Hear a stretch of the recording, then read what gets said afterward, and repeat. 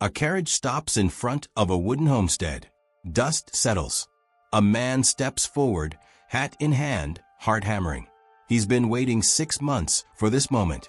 6 months of letters to a woman named Catherine, who promised gentleness, who understood his shyness, who didn't mind that he'd never touched a woman before. The door opens. What steps down isn't Catherine. What steps down is a woman nearly 2 heads taller than him, with shoulders broader than his, wearing Apache clothing and carrying a single worn case. She looks down at him. He looks up at her. Neither speaks.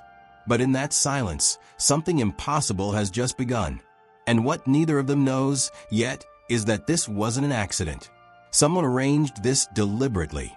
Someone who stands to profit from a lonely rancher looking weak and vulnerable.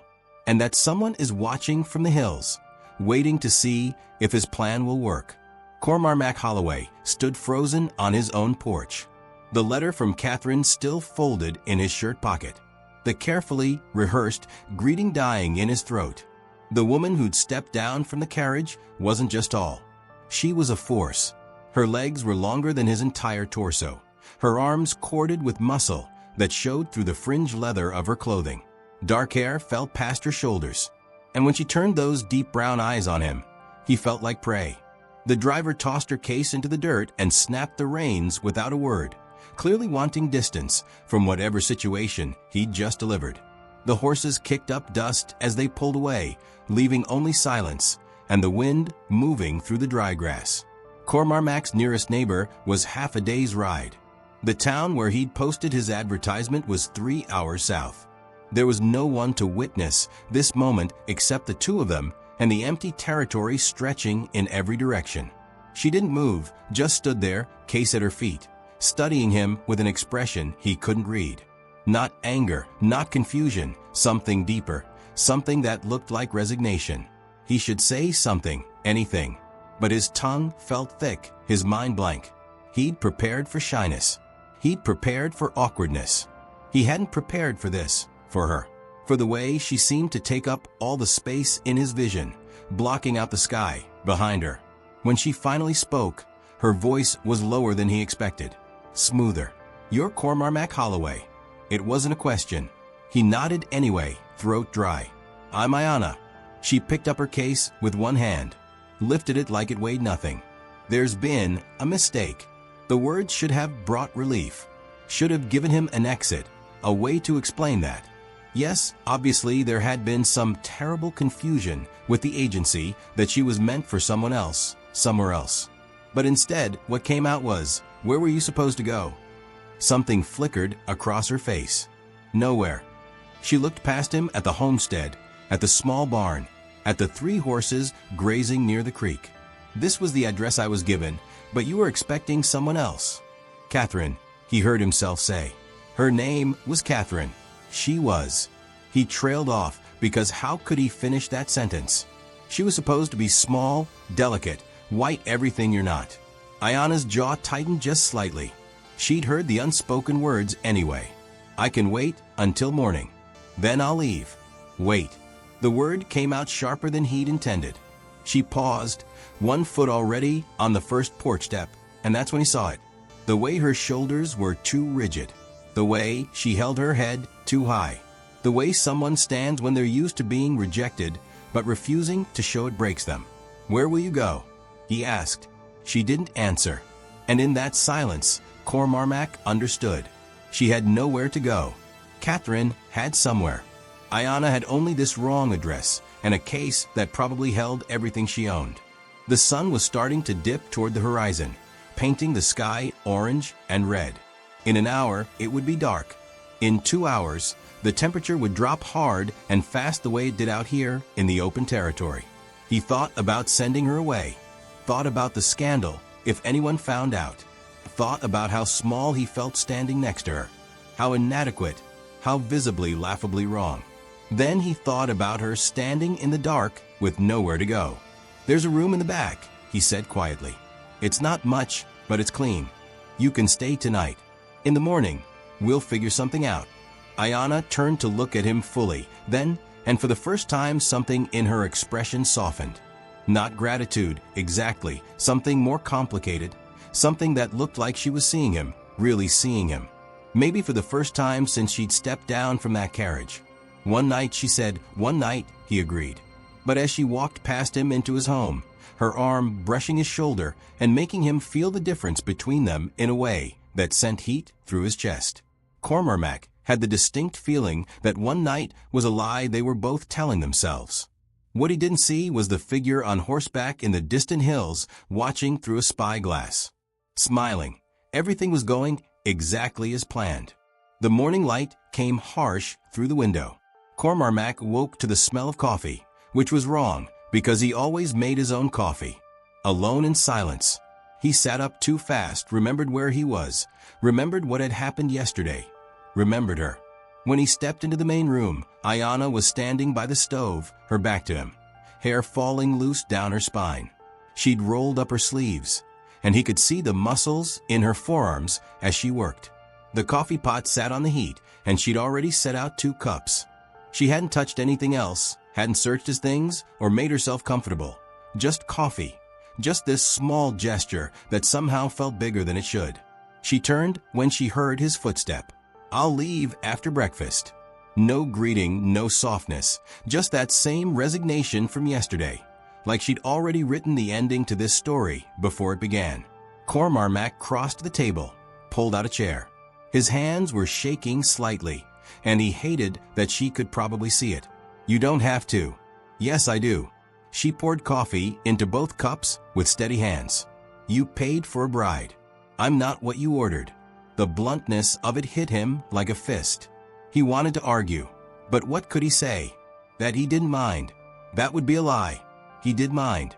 He minded that everyone who saw them together would laugh, would know immediately that he wasn't man enough for a woman like her. He minded that she made him feel like a boy playing at ranching instead of someone who'd worked this land for 5 years. But he also minded the thought of her leaving with nowhere to go. "Where will you go?" he asked again. The same question from yesterday. Ayanna set the coffee pot down with more force than necessary. "Why do you keep asking that?" "Because you keep not answering." She stared at him for a long moment, and he saw something crack in her expression. Something that looked like pain. "My people cast me out. The agency that sent me here took everything I had for the placement fee. I have no family, no home, no tribe." Each word came out harder than the last. "Does that answer your question?" Cormac felt the air leave his lungs. Cast out. The words carried weight he could barely imagine. He knew what it meant to be alone, but he'd chosen his solitude. She'd had hers forced on her. Why? The question came out before he could stop it. Her jaw tightened. "Because I'm too tall, too strong, too different. Apache women are supposed to be one way, and I was another. The men were afraid of me. The women didn't trust me, so they sent me away." She picked up her coffee cup, held it between both hands like she needed something to grip. "The agency promised me a new start. A husband who wouldn't care about my height or my strength. They lied. I didn't know." Cormac said quietly, "Of course you didn't." She looked at him then, really looked at him, and he saw the challenge in her eyes. "You wanted Catherine. Small, gentle, easy to manage. Someone who'd make you feel like the man you're supposed to be." The accusation stung because it was true. He'd wanted exactly that. Someone who wouldn't make him feel inadequate just by standing next to him. Yes, he admitted, because lying seemed worse than the truth. "I wanted that." Something shifted in her expression. Not anger, something closer to respect. Like his honesty had surprised her. "Then we agree," she said. "I'll finish this coffee and leave." But before Cormac could respond, before he could figure out what he wanted to say to that, the sound of hoof beatots cut through the morning air, multiple horses coming fast. Ayanna moved to the window with a speed that startled him, her whole body changing from tense conversation to something else. Something predatory. "You expecting company?" "No." Cormac joined her at the window, looked out at the 5 riders approaching his homestead. He recognized 3 of them, neighbors from the settlement to the south. The other 2 he'd never seen before. The lead rider was Silas Greer, the agent who'd arranged his correspondence with Catherine, the man who'd taken his money and promised him a bride. And judging by the expression on Silas's face as he looked between Cormac and the woman standing at his window, this wasn't a social visit. "That's the man who sent me here," Ayanna said, her voice dropping to something dangerous. Cormac felt his stomach drop. "That's the man who was supposed to send me Catherine." They looked at each other, the truth settling between them like a stone. They'd both been played. The question was why. Silas Greer dismounted with the confidence of a man who owned every space he entered. His coat was expensive, his boots polished, his smile wide and false. The 4 men with him stayed on their horses, hands resting conspicuously near their belts. Not a friendly visit, a show of force. Cormac stepped onto the porch before Silas could reach the door. Ayanna stayed inside, but he could feel her presence at the window watching. "Mr. Greer wasn't expecting you." "No, I imagine you weren't." Silas's eyes flicked past him to the window to the shadow of the woman behind the glass. "So, you got your delivery. Hope she's everything you hoped for." The mockery in his voice was thin, but present. Cormac felt heat rise in his chest. "There's been a mistake. The woman you sent isn't Catherine." "No mistake." Silas pulled a paper from his coat, unfolded it with deliberate slowness. "Contract says I deliver you a bride. Says nothing about which bride. You paid for a woman willing to marry you. I delivered one." He gestured toward the house. "Strong as an ox that one. Good for working the land. Should be grateful." One of the riders behind him laughed, a sound that made Cormac's jaw tighten. "I paid for Catherine," Cormac said, keeping his voice level. "The woman I corresponded with for 6 months. Catherine changed your mind." Silas shrugged. "Happens. But business is business. Holloway, I fulfilled my end. You got your bride. Now about this land." There it was. The real reason for the visit. Cormac had known it was coming, had felt it in his gut since yesterday when he'd seen that figure watching from the hills. The land's not for sale. Didn't say it was. Silas folded the paper, tucked it away. "But see, there's some folks interested in this particular stretch of territory. Creek runs through it. Good water source. And you? Well, you're just one man trying to work it alone. Seems like a waste. Still not for sale." Silas's smile thinned. "You sure about that? Because word's going to spread pretty quick that you've got yourself an Apache woman living under your roof. Settlement folks, they don't take kindly to that sort of thing. Might make life difficult for you. Is that a threat?" "Just an observation." Silas turned to leave, then paused. "Though I will say, if something were to happen to you out here, all alone with nobody to verify what went down, well, that land would go up for auction real fast. And accidents happen all the time on a ranch." The riders shifted in their saddles. One of them rested his hand more obviously on the revolver at his hip. Cormac felt the air change. This wasn't just about the land anymore. This was about control, about making sure he understood exactly how vulnerable he was. The door opened behind him. Ayanna stepped onto the porch and the entire dynamic shifted. She didn't say anything. Didn't need to. She just stood there, a full head taller than Cormac, shoulders squared, eyes locked on Silas with an intensity that made the man take an involuntary step backward. The riders' horses shifted nervously, sensing something in her that their owners were slower to recognize. "You should leave," she said, and her voice carried the kind of quiet that comes before violence. Silas recovered his composure, but Cormac saw the brief flicker of genuine fear. The savage speaks. How charming. He mounted his horse, looked down at them both. "You've got 3 days, Holloway. 3 days to come to your senses and sell.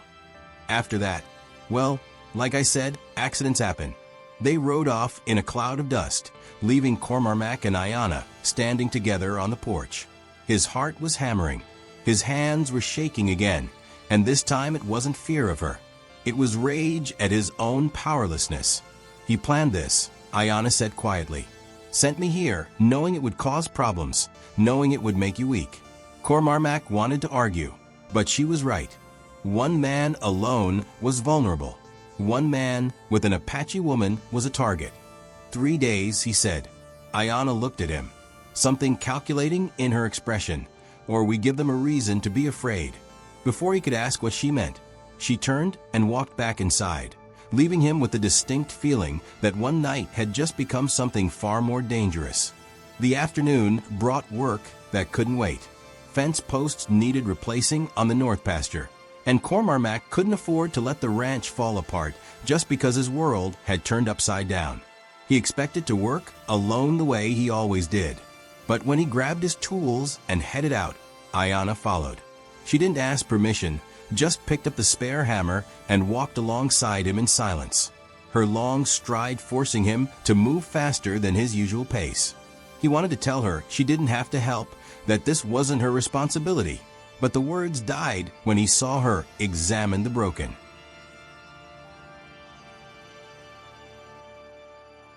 Fence with the practiced eye of someone who understood hard work. They worked without speaking for the first hour. Cormarmac dug out the rotted posts, while Ayanna carried the new ones from the pile near the barn. Each post probably weighed close to 70 pounds.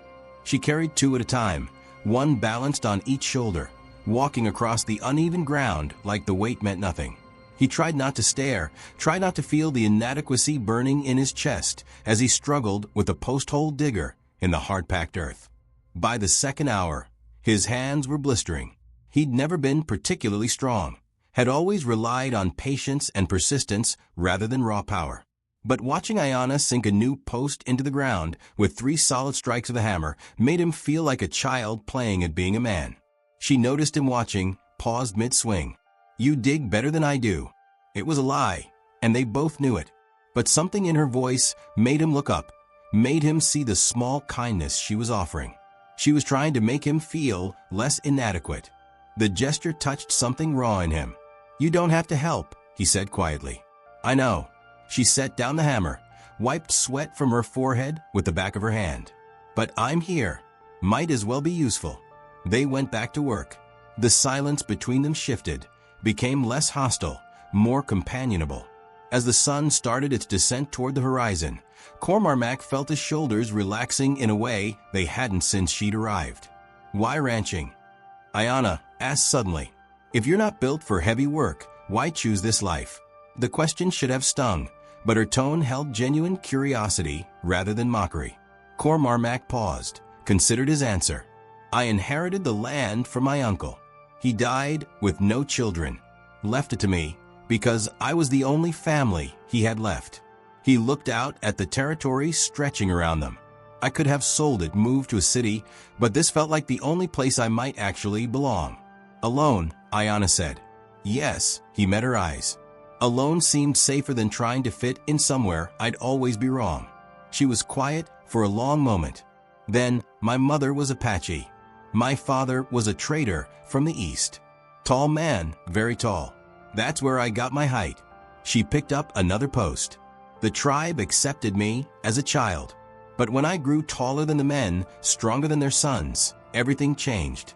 I wasn't one of them anymore. I was evidence of my mother's mistake." Cormarmac felt something twist in his chest. "That's why they cast you out. That's why I was never really part of them to begin with." She drove the post into the ground with more force than necessary. "I thought maybe among your people height wouldn't matter. Thought maybe I could find somewhere I fit." She laughed, but there was no humor in it. "Then I saw your face when I stepped off that carriage." The shame hit him like a physical blow. "I'm sorry. Don't be." She looked at him directly, and he saw something softer in her expression than before. "At least you're honest about it. Most people just stare and whisper behind my back." The sun touched the horizon, painting everything gold and red. They'd replaced 6 posts. The work was done for the day, but neither of them moved to leave. "I've never felt like I fit anywhere either," Cormarmac admitted. "Too small, too weak, too shy, never enough of what I was supposed to be." Ayanna studied him, and for the first time, he didn't feel judged by her gaze. "Maybe that's why Silas put us together. 2 people who don't fit anywhere. Easy to exploit." Or maybe Cormarmac heard himself say, 2 people who don't fit anywhere might fit together. The words hung in the air between them. He couldn't believe he'd said them out loud. but looking at her face, at the way her eyes widened slightly, at the way her breath caught, just barely. He didn't want to take them back. Before she could respond, the sound of breaking glass shattered the moment. They both turned toward the house. Smoke was rising from the barn. Cormac ran toward the barn, his heart hammering against his ribs. The horses were inside, all three of them. If the fire spread to the hay, they'd be trapped. He could hear them already, panicked, whinnying, cutting through the evening air. Ayanna reached the barn first, her longer legs eating up the distance. She didn't hesitate, just pulled her shirt up over her nose and mouth and disappeared into the smoke pouring from the open door. Cormac followed, but the heat hit him like a wall. The fire had started near the back, where he kept the hay stored. Flames were climbing the wooden support beams, and the smoke was so thick he could barely see 3 feet ahead. He heard Ayanna moving deeper into the barn, heard the frightened screaming of the horses. The first horse came charging past him, wildeed and terrified, Ayanna's hand barely gripping its mane as she guided it toward the door. She'd released it from its stall, somehow had gotten it moving. Despite the panic, the animal bolted into the open air, and Ayanna turned back into the smoke without pause. Cormac tried to follow, but a fit of coughing doubled him over. The smoke was filling his lungs, making his eyes water, making everything blur. He heard the second horse being released, heard Ayanna's voice low and steady, talking to the animal in words he didn't understand. Apache words, calming words. The second horse thundered past him. That left one. He pushed deeper into the barn, felt the heat intensifying.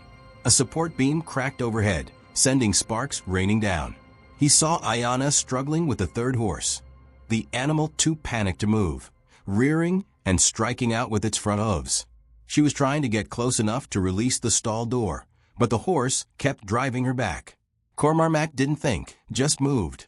He knew this horse had raised it from FO. It knew his voice. He started talking soft and low, the way he'd always talked to the animals when no one else was around.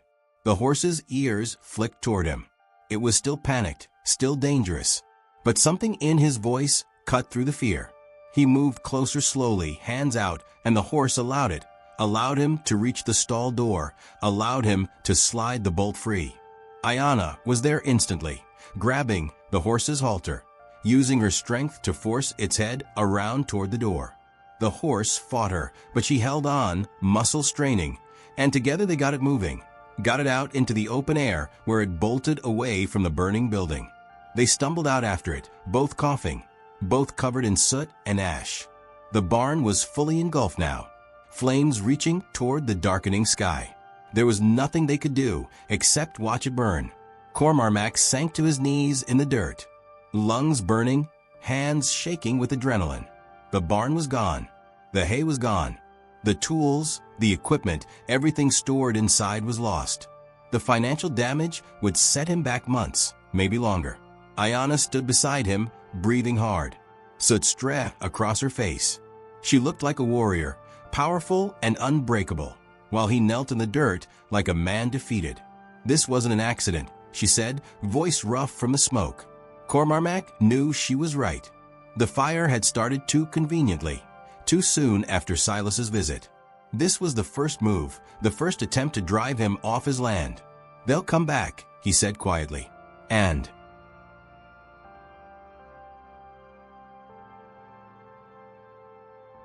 next time it'll be worse. Ayanna looked down at him, and he saw something fierce in her expression. Then we make sure they regret it. She offered him her hand. He stared at it for a moment, at the strength in those fingers, at the soot and ash coating her skin. Then he took it, let her pull him to his feet, let himself feel how easily she lifted his weight.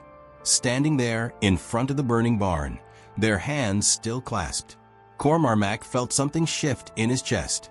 She'd saved his horses. She'd run into that fire without hesitation, had risked herself for animals that weren't even hers, for a man she'd known less than 2 days. Why? He asked. Why would you risk yourself for this place? For me? Ayanna didn't let go of his hand. Because for the first time in my life, Someone looked at me and didn't immediately decide I was a problem to be solved. You gave me shelter when you could have sent me away. You treated me like a person, not a mistake, just angry. Ayanna pushed the door open without knocking. Silas looked up from his desk, surprise flashing across his face before he masked it with that false smile. Holloway, didn't expect to see you here. Thought you'd be packing.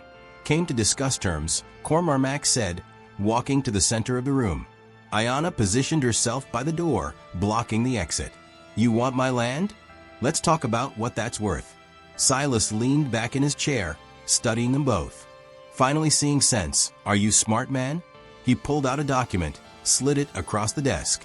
I can offer you a fair price, enough to start over somewhere else, somewhere more suitable. Cormac picked up the document, read the number. It was less than half what the land was worth. This is what you call fair. It's generous considering your situation, man. With your reputation, living with a savage woman, you're not exactly in a strong bargaining position. Silas's smile widened. Accept the offer or watch everything you have burn. Your choice. I have another option, Cormac said quietly. I tell everyone in this settlement what you did. How you sent the wrong woman on purpose. How you hired men to throw rocks at us in the dark. How you burned my barn to force me off land you want to steal. Silas laughed. Who's going to believe you? A timid little man and his Apache against a respected businessman. You'll be laughed out of town. Ayanna moved so fast that Silas didn't have time to react. One moment she was at the door. The next she had him by the front of his expensive shirt, lifting him clear off his feet. His face went pale. Call me that again, she said, voice deadly calm. And you'll discover exactly what this savage can do. Cormac pulled a folded paper from his pocket. The man you sent last night, the one Ayanna knocked unconscious. He was very talkative when he woke up, even signed a statement. He unfolded the document. Says you hired him and his brothers to harass us. Says you told them to burn the barn. Says you promised them a share of the land once you forced me out. Silas's expression crumbled. That's nothing. One criminal's word against mine. Maybe. Cormac agreed. But I also have this. He pulled out another paper. A letter from Catherine. The real Catherine. She wrote to me 3 days ago. Said she never received any of my letters after the first two. Said the agency stopped forwarding them. Said when she tried to contact them, they told her I'd changed my mind. He looked Silas in the eyes. You intercepted our correspondence. Made sure we never connected. Then you sent Ayanna instead, knowing the situation would make me vulnerable. Sweat beaded on Silas's forehead. You have no proof I did that. I have Catherine's letters. I have your handwriting on the agency documents. I have a very motivated witness who's willing to testify. Cormac leaned forward. And I have every person in this settlement watching through your window right now. Silas's eyes darted to the windows. A crowd had gathered outside, drawn by the commotion, faces pressed against the glass, watching everything unfold. Here's my offer, Cormac said. You sign over the deed to the water rights you were really after. You leave this territory and never come back. And I don't share these documents with the marshal 2 towns over who's been looking for evidence of land fraud. You're bluffing, Silas whispered, but his voice shook. Cormac smiled, and it wasn't a gentle expression. Try me. Ayanna set Silas down, but didn't step back. The threat in her presence was clear. Silas looked between them, saw no escape, and something in him broke. He pulled out the water rights deed with trembling hands and signed it over. Get out of my territory, Cormac said quietly. Silas grabbed his coat and fled, pushing through the crowd outside. Cormac and Ayanna stood alone in the office, the deed in Cormac's hands, the evidence of their victory tangible. Ayanna looked at him with something like awe. You planned all of that. You taught me that strength comes in different forms. Cormac said, I used mine. She kissed him again right there in Silas's office, with half the settlement watching through the windows. And Cormac kissed her back, no longer caring who saw or what they thought. They'd won together. 2 weeks after Silas fled the territory, Cormarmac and Ayanna stood in front of a traveling minister who'd agreed to perform the ceremony, not in a church. The settlement's church had made it clear that an Apache woman wasn't welcome inside their walls. So they stood in the open air on Cormarmac's land with a creek running behind them and the rebuilt barn standing as testament to what they could accomplish together. There were no guests, no family, just the minister, visibly uncomfortable, but willing to take their money, and the two of them facing each other in the afternoon light. Ayanna wore a simple dress she'd sewn herself from fabric Cormarmac had bought in town. It was pale blue modest, and when she'd first put on, she'd looked at herself in the small mirror with an expression of wonder, like she'd never imagined herself as a bride. Cormarmac wore his best shirt, the one he'd been saving for the day Catherine arrived. It felt right somehow, using it now for the woman who was supposed to be a mistake, but had become everything instead. The minister rushed through the words, clearly wanting to finish and leave. When he reached the part about objections, he didn't even pause, just kept reading. Cormarmac barely heard the words. He was too focused on Ayanna's face, on the way her eyes stayed locked with his, on the small smile playing at the corners of her mouth. "Do you take this woman to be your wife?" "I do," Cormac said, and his voice didn't shake. "Do you take this man to be your husband?" "I do," Ayanna answered, and there was certainty in her tone that made Cormarmac's chest tight. They had no rings, couldn't afford them after rebuilding the barn. But Ayanna had woven 2 bracelets from leather and horsehair, simple and strong. She tied one around Cormarmac's wrist, and he tied one around hers. "By the authority vested in me, I now pronounce you husband and wife," the minister said quickly, already gathering his belongings. He left within minutes, taking his payment and his discomfort with him.